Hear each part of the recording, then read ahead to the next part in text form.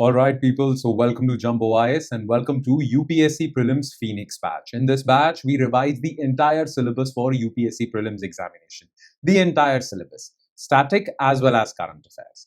Now this lecture is related to current affairs and you guys who are already enrolled in our Phoenix batch are already aware of this schedule, okay?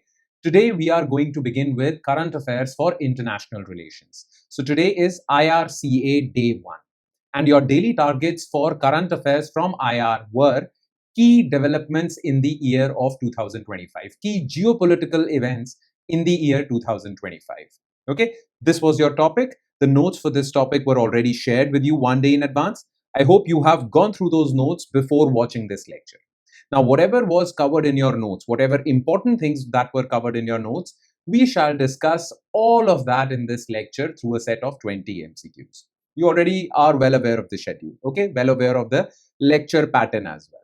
All right then, without wasting any more time, let's straight away dive into the lecture, okay? So international relations, current affairs day 1, and your targets were key events, geopolitical events from 2025. Okay, this is there. Now let's discuss all the important key developments from 2025 through a set of 20 MCQs. Let's start with question number 1. So with reference to Operation Rising Lion, June 2025, consider the following statements. It was a joint military campaign by USA and Israel to dismantle Iran's nuclear infrastructure. The operation specifically targeted the Natanz and Fordo uranium enrichment facilities. Israel invoked the Begin Doctrine as a legal justification for these preemptive strikes. Now, right now, you all know Israel-Iran war is going on, and basically the attack on Iran was a joint operation between USA and Israel. Okay? But this is not the first time that Israel has attacked Iran. Well, last year in June 2025, they also attacked Iran, basically targeting nuclear uranium enrichment facilities. Okay? Now, that operation was Israel's operation, and it was called Operation Rising Lion. Okay, so it was not a joint military campaign. The current campaign is a joint military campaign between USA and Israel, but that was Israel's sole campaign. But yes, USA did provide technical support to Israel, satellite communication, all of that. But as far as the operation is concerned, Operation Rising Lion, that was Israel's operation. Okay, so first statement is false because of that. But the purpose of that operation was, well, to target nuclear fuel enrichment facilities at Natanz and Fordo in Iran. So yes, this is correct. Now, the legal justification given for this attack on Iran in Operation Rising Lion was the famous Begin Doctrine, which was given in 1980s by Israel's Prime Minister Begin. So Begin is not the verb begin. Begin is basically the name of the erstwhile Prime Minister of Israel. He said back in 1980s that, well, Israel cannot afford to defend itself if an attack is launched on it. Israel has very little strategic depth. It's a very small country. So if someone launches an attack on it, well, it will be too late. Therefore, Israel needs to preempt the attack. So if Israel gets the news that it is going to be attacked, Israel needs to attack first. This is what we mean by preemptive strikes. Okay? So don't wait for the attack to happen and then respond. Attack first if you get the intelligence that you are going to be attacked. So this was Begin Doctrine and Israel was following that. Clear? So the answer to this question would be B. And now that you know what is Begin Doctrine, now it would be easier for you to solve second question. Remember this name Begin Doctrine. There is a high chance that an MCQ can be asked. Okay? Which of the following best describes Begin Doctrine, often mentioned in the context of Middle Eastern geopolitics? A policy of non-interference in internal affairs of neighboring Arab states? Absolutely not. Principle of maintaining qualitative military edge over all regional rivals? No.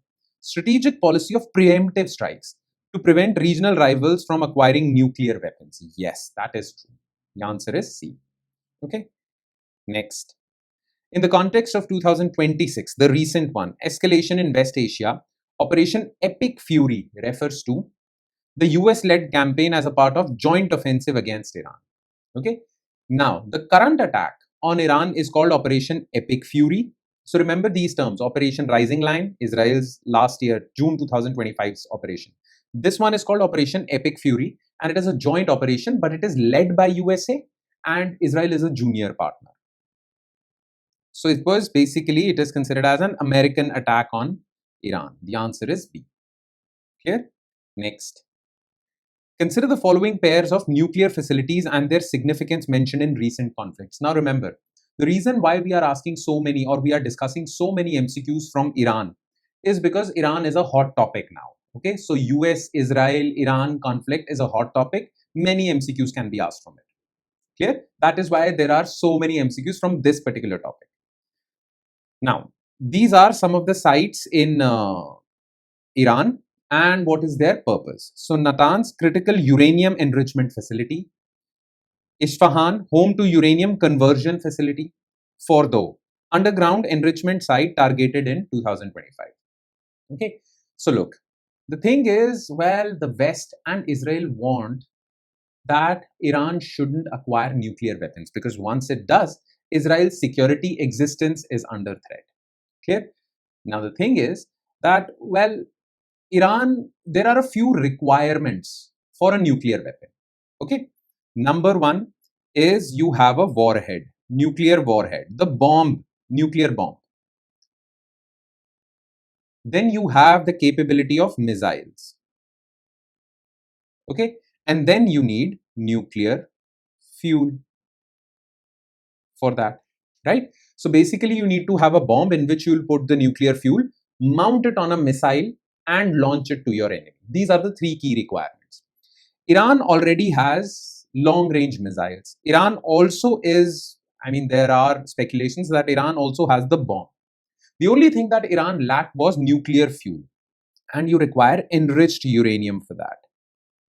That is the only piece of the puzzle that was missing in Iran's case.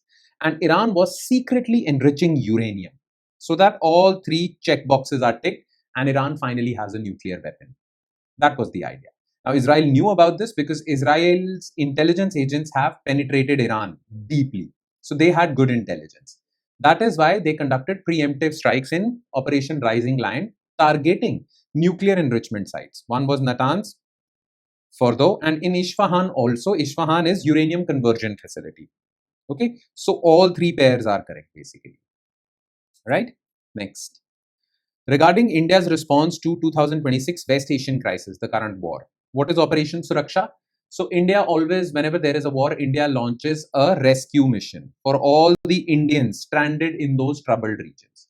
So many Indians that were trapped in Gulf regions, Iran, wanted to come back home to India. Well, for that, India launched this rescue mission called Operation Suraksha. So mission launched to evacuate Indian citizens from high-risk zones in Gulf and Iran. See. Okay. Next. Yeah. The axis of resistance, a term frequently used in international relations, primarily includes which of the following entities? Now, axis of resistance. Now, listen to me very carefully. There are two weapons that Iran wields to counter Israel. One is Iran has a lot of missiles, and the other is Iran has a lot of proxies. Look, Iran and Israel are far apart. Okay, so there are only a few ways through which Iran can reach deep into Israel's territory and attack them. One is through missiles. Okay, the other is through these proxies. Now, what are these proxies? There are these militant terrorist groups that are financed and basically incubated by Iran, which lie on the border of Israel. So there are many terrorist groups or militant groups surrounding Israel, which are completely under Iran. Okay. Now, Iran uses these proxies to attack Israel. One is through missiles. It can reach Israel through these proxies, armies. Okay. Now, one militant group is Hezbollah, which is in Lebanon. The other was Hamas, which conducted the October 7 attacks. This is in Gaza. The other are Houthis, which are in Yemen. Okay. Now, Iran calls them the axis of resistance, but the West calls them axis of evil. So if you hear the term axis of resistance, axis of evil, it basically means these proxies financed by Iran. Clear? Now, Hezbollah and Houthis are Shia groups. Hamas is a Sunni group, but that doesn't matter. The Shia Sunni in this doesn't matter. Well, all three of them are financed by Iran to counter Israel. So it's Hezbollah, Hamas, Houthis. Taliban is not part of this. Taliban is not part of Iran's network. So you should remove this. The answer would come out to be 1, 2, 3. Clear? Next.